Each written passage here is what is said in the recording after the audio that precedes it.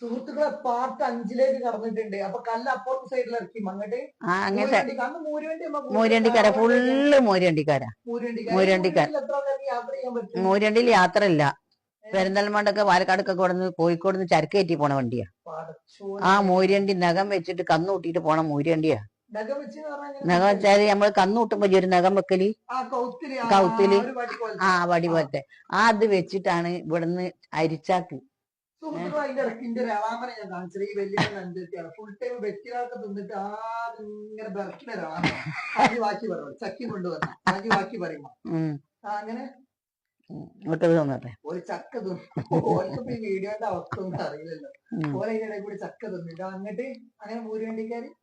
അപ്പൊ മൂര്യണ്ടിക്കാർ എപ്പോഴും ചോദിക്കും, അല്ല ഈ പെൺകുട്ടിക്ക് ആരുമില്ലേ, ഈ പെൺകുട്ടിക്ക് ആരും ഇല്ലാത്ത മാതിരിണ്ടല്ലോ, ഈ കല്ല് കടത്തലും മണ്ണ് കടത്തലും ഇതിന് ഉറങ്ങണ്ടേ. നമ്മളെ തൊടിയിൽ ഇങ്ങോട്ട് ഇങ്ങനെ ഭാഗത്തേക്ക് അന്ന് ഇങ്ങനത്തെ ചെങ്കല്ലല്ല.